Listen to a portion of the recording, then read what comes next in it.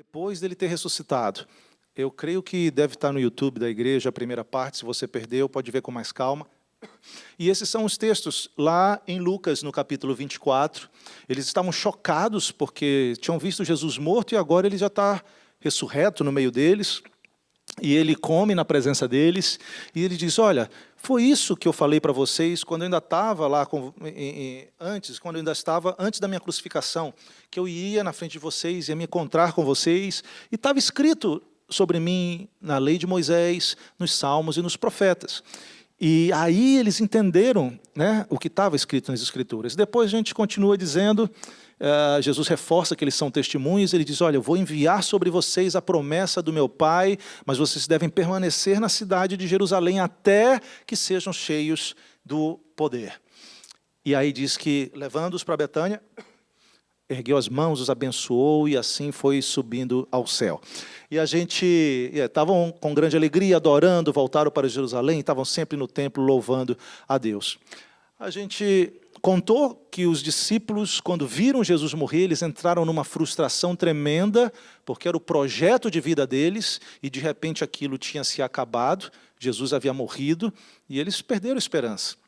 Mas chega o domingo da ressurreição, Jesus ressuscita, o túmulo fica vazio, e Jesus aparece diante deles. Começa, então, a se mostrar como Cristo que havia ressuscitado, cheio de poder e com algumas missões para eles cumprirem. Aí eu contei essa história, não vou mais contar hoje, quem perdeu, né, depois me procura depois do culto, que eu conto. E a questão é a seguinte, e agora, Jesus? Você ressuscitou, o que nós temos que fazer? Qual é a nossa responsabilidade? Eles tomaram aquela alegria.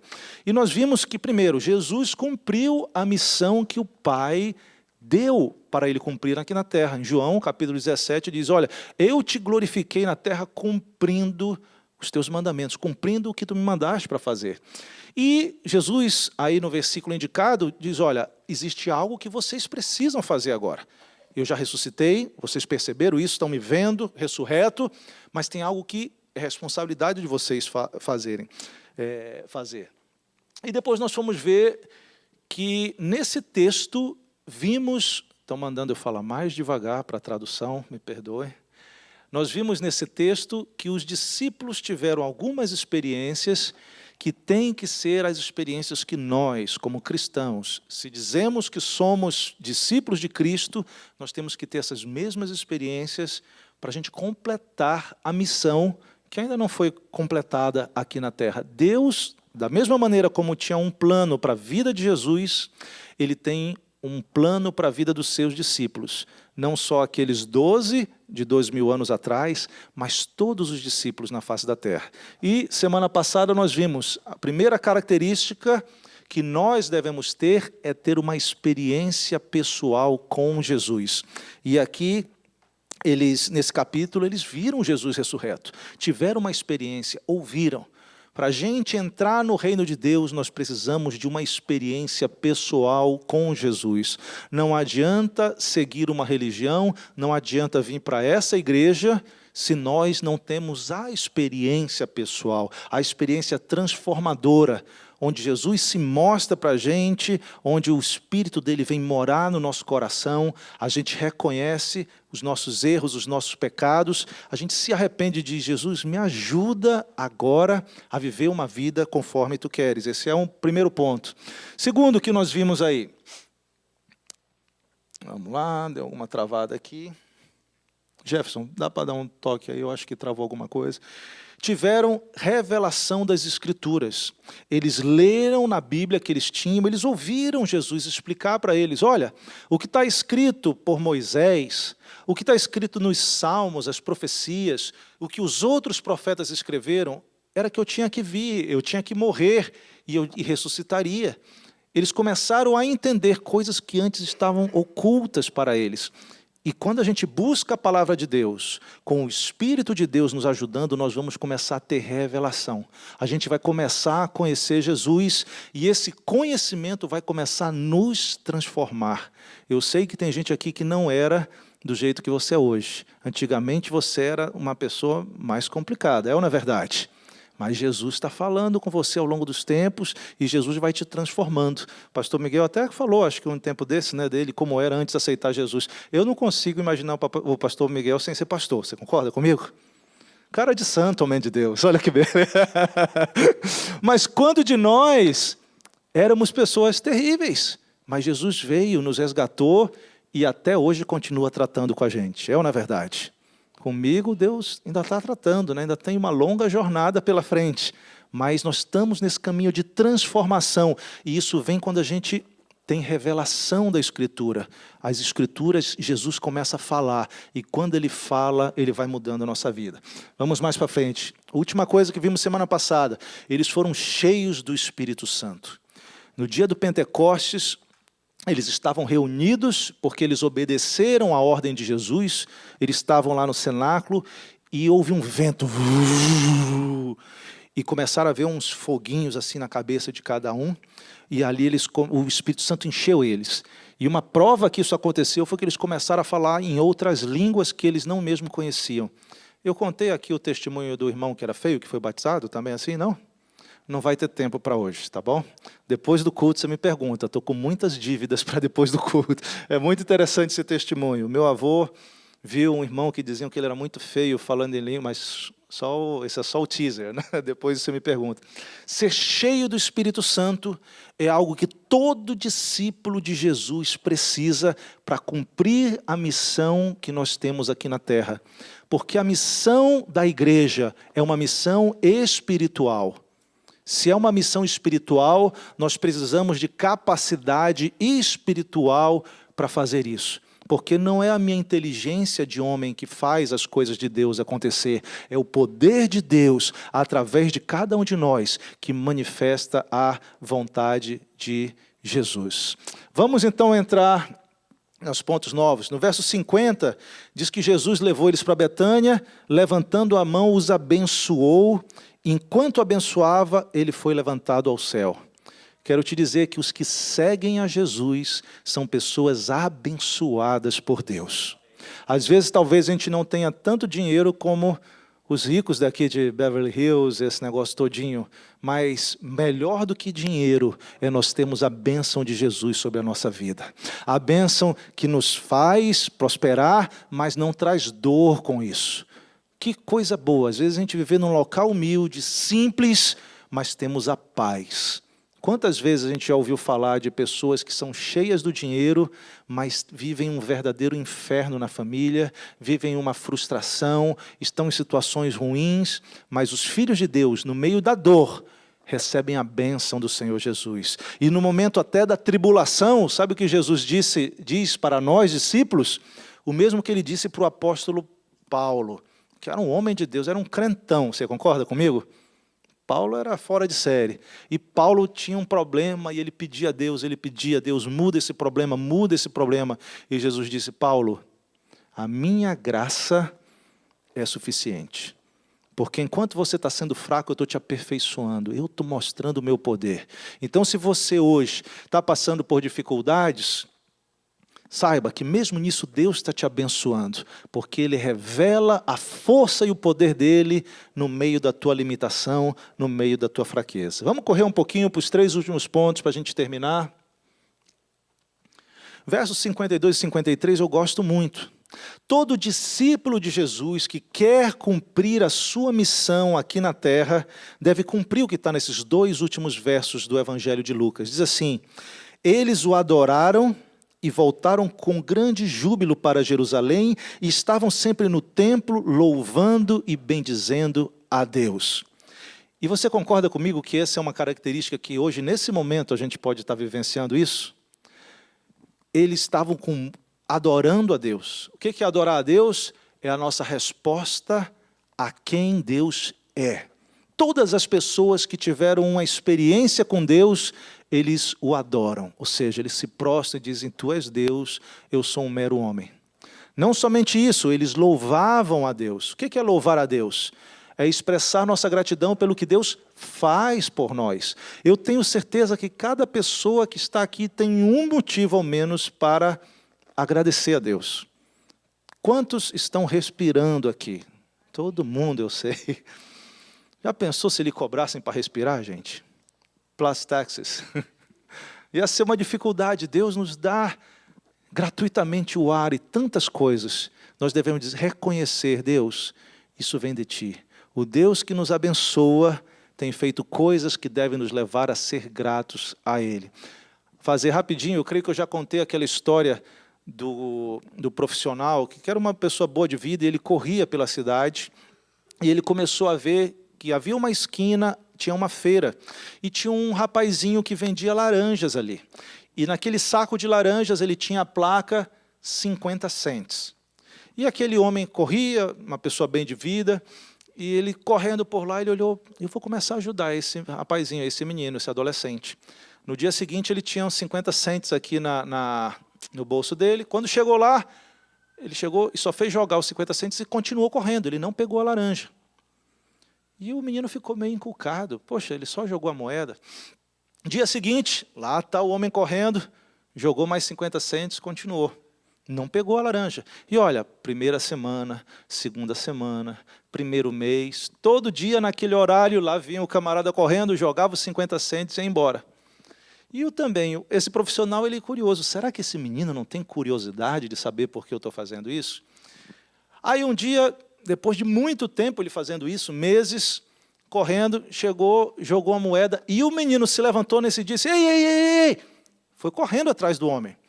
E aí o homem pensou, poxa, hoje ele vai me perguntar por que eu faço isso, vai dizer, poxa, obrigado, porque são meses que eu estou jogando a moedinha e não pego a laranja. E aí o menino chegou com ele, eu queria dizer uma coisa. Pois não, me diga. A laranja agora está 70 centavos. Sabe quem é esse menininho da laranja? Sou eu. Às vezes é você. Que Deus todo dia renova a misericórdia dele pela sua vida e pela minha vida. É ou não é verdade? Faz coisas tão especiais. E a gente só fica lá, Deus, agora tu precisa me abençoar mais. Agora eu quero 70 centavos de bênção. Quando nós deveríamos estar dizendo, Deus, eu te agradeço por cada pequena coisa que tu tens feito na minha vida. Semana passada eu comentei, às vezes, humanamente, a impressão, eu vou em muitas igrejas e alguns cultos, às vezes a impressão é que existem pessoas que chegam e dizem assim, eu vou quebrar o galho de Deus hoje. Hoje eu vou fazer um favor para Deus, eu vou lá na igreja, sei lá, na igreja do pastor Miguel hoje. Ele me convida, quebrar o galho dele, vou lá, marcar uma presença. Sabe o que é isso? É perder a oportunidade de dizer, Senhor, obrigado pelas bênçãos. Esses discípulos, a Bíblia diz que eles adoraram e voltaram com grande júbilo para Jerusalém. Gente, grande júbilo, eu sempre falo o exemplo de jogo de futebol, Você já viu um time fazer um gol num estádio? Os caras são loucos, Só falta se rasgar todo. Mas a gente chega na presença de Deus, daquele que diariamente está nos abençoando, e diz, Deus, vou lá hoje quebrar teu galho. Vou até dar uma ofertinha hoje. Quando a pessoa que tem a experiência com Deus, ela sabe que chegar diante de Deus é um privilégio, que ela tem que dar o melhor de Deus, o melhor da minha adoração, do meu cântico, da minha mente, da minha atenção. Num momento como esse, mesmo em meio de dificuldades, a gente tem que chegar e dizer, Senhor, eu te adoro. Você lembra de Jó? A desgraça chegou na vida de Jó. Tudo que tinha, em poucos segundos contado de relógio, a notícia chegou que foi tomado tudo dele. Família, bens, e a gente brinca dizendo que Deus queria castigar tanto Jó, que só deixou a mulher. Brincadeira, lógico, mas eu estou vendo os irmãos aí que acharam graça, por favor. A desgraça chegou, e o que fez Jó? Se prostrou e adorou. Essa atitude de chegar para cultuar a Deus, de manhã a gente acorda, durante o dia. Eu vou confessar um segredo assim para vocês, gente. Na hora que eu estou comendo, eu tenho muita comunhão com Deus. Que coisa boa comida, Eu digo, Deus, obrigado. Eu me meti a cozinhar uns tempos atrás, eu cozinho umas coisas que eu estou gostando. Eu digo, Deus, isso aqui está muito bom, Deus. Eu te agradeço, Senhor. Adoração na hora do prato de comida na frente. Quando eu estou fazendo um lazer, quando eu estou aqui, tudo adorando a Deus. Os discípulos tinham isso. Porque no meio que você está adorando, o que aconteceu no Pentecoste? O Espírito Santo veio, ele estava louvando, estava adorando. O pessoal que estava passando pela esquina começou a dizer, o que está acontecendo? E nesse dia, 3.000 pessoas decidiram receber a Jesus, porque eles viram a manifestação. A Bíblia diz que homens de diversos países diferentes viram os discípulos de Cristo louvando a Deus, cada um na sua própria língua. O louvor ungido pelo Espírito Santo de Deus causa um impacto na vida das pessoas. Eu quero te desafiar em nome de Jesus. Quando nós entrarmos nessa porta aqui desse espaço, eu lhe garanto, tem uma turma de músico e cantor que está orando por você. Mas quando você entrar aqui, você vai botar a camisa, não de um time de futebol, você vai botar uma camisa de louvor. E você vai entregar o seu melhor para Jesus, porque eu quero dizer, Ele merece. Ele merece tua adoração, teu louvor. E vamos correr que o pastor Miguel já está olhando cara feia para mim. Então pronto, vamos mais 3 horas de pregação. Viviam em comunhão da igreja. Gente, comunhão é você realmente estar em contato. É interessante que a ceia, que nós chamamos a ceia de Cristo, que celebramos aqui, né, no começo do mês, junto com a Páscoa, Jesus estabeleceu, aquilo era o momento da comunhão, a santa comunhão. E é interessante que a comunhão, prescrita na Bíblia como um ritual litúrgico, é um momento de comer juntos. Eu não sei se você já teve a oportunidade de comer, estou falando muito em comida, né? Eu não sei se você já teve a oportunidade de ter que comer perto de alguém que você não gosta. Cá para nós, não parece que é difícil de engolir? Porque comer é um momento precioso. É um momento especial na nossa vida. Quando a gente faz um aniversário, quer celebrar, o que a gente faz? Comida. A gente quer ter os nossos amigos perto da gente. A gente quer, né? Tem pessoas aqui abençoadas da área de cozinha. Comida é um local para você estar à vontade e estar próximo de pessoas a quem você gosta. Jesus estabeleceu isso, e Jesus está com saudade da gente. Ele disse, eu não vou mais comer ceia, eu não vou mais ter jantar com vocês aqui na terra. Como passamos aprendendo com o pastor Miguel, está chegando as bodas do Cordeiro, a festa, e lá a gente vai comer com Jesus, vai beber com Jesus, mas antes disso nós temos a oportunidade de ter o exercício disso aqui, na comunhão da igreja. E eles viviam juntos. E, gente, a própria Bíblia relata que entre os homens de Deus teve às vezes mal entendimento, teve pensamentos diferentes, mas ali o Espírito Santo é o Espírito que nos conduz à reconciliação, à restauração dos relacionamentos, amizades onde a gente ama realmente o outro. Hoje nós cantamos, amados, amemo-nos uns aos outros. E o amor nos capacita a perdoar. Você lembra o que Paulo escreveu em 1 Coríntios capítulo 13? O amor tudo suporta. Ele está disposto a fazer as coisas. E esse amor de Deus nas nossas vidas é o que muda as realidades, é o que nos permite viver aqui em comunhão. Vamos valorizar a pessoa que está próxima da gente. Vamos consolidar o vínculo de amizade em Cristo. Eu te garanto que na tua rotina semanal, talvez você conviva com muitas pessoas que não compartilham da mesma fé que você tem. E eu sei, e você deve saber, que amizades são capazes de nos puxar para baixo. É ou não é verdade? Te afastar das coisas. A Bíblia mesmo fala, né? Más conversações vão corromper as coisas boas, os teus costumes bons. Mas quando a gente está aqui na igreja, nós estamos construindo comunhão uns com os outros. Vamos valorizar isso. Não fique afastado, não fique isolado. A igreja tem uma série de células durante a semana. Vai ter comida lá também, né? Esse povo come muito. Mas, além disso, vai ter esse estar juntos que os discípulos valorizavam. Deixa eu te falar uma coisa. Os estudiosos da área de psicologia, da área mental, da área comportamental, deixam muito claro, você é resultado do teu convívio. Eu vou traduzir isso para uma questão científica de cristãos que colocaram, vou colocar isso de uma outra maneira. Você não pode ser cristão se você não estiver em comunhão com uma comunidade cristã, com uma igreja. Não dá. É impossível, cientificamente e biblicamente. Então é muito importante vivermos essa comunhão. Vamos um pouquinho mais adiante para terminar. Os cristãos eles pregavam o evangelho. Se você vai ver, Jesus passou essa ordem para ele e disse, no verso 47, diz que no nome de Jesus vai ser pregado arrependimento e remissão dos pecados em todas as nações, começando por Jerusalém. E quando o Espírito Santo desce sobre aqueles homens, o Pedro, que tinha sido covarde, medroso, foi o primeiro que se levantou e pregou. Pedro teve medo de uma empregada doméstica de uma pessoa quando Jesus estava sendo preso. Negou diante dela. Depois ele não tinha mais medo, ele foi ousado. Ontem nós estávamos lá no trabalho, né? Cadê a Araci, né? Está por aí? Não sei se ela está aí. Não veio, né? Nós íamos lá, eu toquei alguma coisinha e depois ela ia dar um testemunho. E ela falando, eu estou nervosa, eu não sei se eu vou falar bem. Quando passaram o microfone para ela, foi quase preciso, né? Alguém arrancar de volta, tirar, chega, tá bom. E ela começou a pregar e depois, menino, o que aconteceu? Ela falou assim, foi o Espírito Santo. Eu nem sei o que eu falei, mas eu mandei e deu uma palavra muito edificante lá, um testemunho.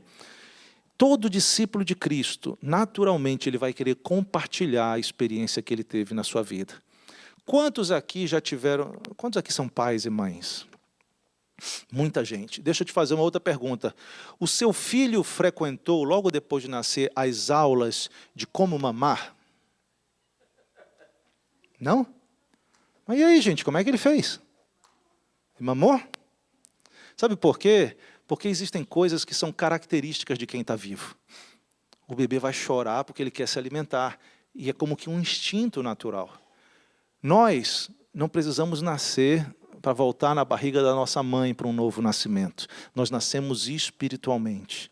Só que quando a gente nasce espiritualmente, nós vamos querer comer espiritualmente. Isso tem a ver com a palavra. Mas nós vamos também naturalmente querer compartilhar com os outros. Porque o Espírito Santo que está dentro da tua vida quer chamar mais gente para estar servindo a Jesus da maneira como Ele quer ser servido. E a responsabilidade nossa como discípulo de Cristo, pregar esse evangelho para todas as nações. Aqui a gente fala, né? Los Angeles é uma cidade que tem de tudo, né? Parece Jerusalém, uma cidade super cosmopolita, né? Jerusalém daquela época, pessoas de vários lugares. E nós temos essa chance de compartilhar de alguma maneira. A igreja tem estratégias, mas você individualmente tem a oportunidade de falar, de testemunhar, e parabéns para você que está fazendo isso. Se você por algum motivo ainda não está fazendo, tente abrir os olhos e ser uma testemunha para o Senhor Jesus. São características que aqueles discípulos tiveram, e aquele grupo pequeno mudou o mundo daquela época. Poucos séculos depois, chegou ao ponto do grande imperador romano, né, dizer, olha, o cristianismo é a religião que vai ser desposada pelo Império Romano. Isso nem foi tão bom na prática, mas mostra o poder que o povo de Deus tem de levar a palavra de Deus sobre a unção do Espírito de Deus para causar um impacto. E Deus nos convida para a gente fazer isso hoje, ano de 2018, nesse grupo que estamos aqui na Pibla, que a partir de hoje a gente esteja renovando o nosso pacto e o nosso desejo de fazer essas coisas que Deus espera que a gente faça. Vamos relembrar um pouquinho? Quem lembra aí? Vamos colar, né? Quebrar o seu galho aí. Não, isso aqui já era outra coisa, eu nem vou mais ver isso aqui. Primeiro, ter um encontro pessoal com Cristo Jesus. Depois, você deve ser uma pessoa que tem revelação, busca as Escrituras e aprende de Jesus através da Bíblia. Terceiro, cheio do Espírito Santo. Viver uma vida abençoada por Jesus. Depois vem adoração, louvor, alegria, comunhão com os irmãos e pregando o Evangelho. O desafio é bom?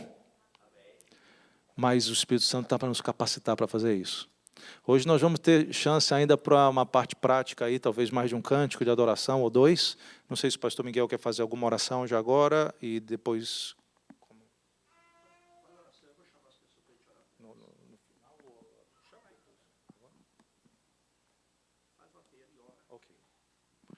Ok, vamos orar então? Vamos falar com Deus, em seguida vamos estar seguindo adorando Ele. Fecha teus olhos.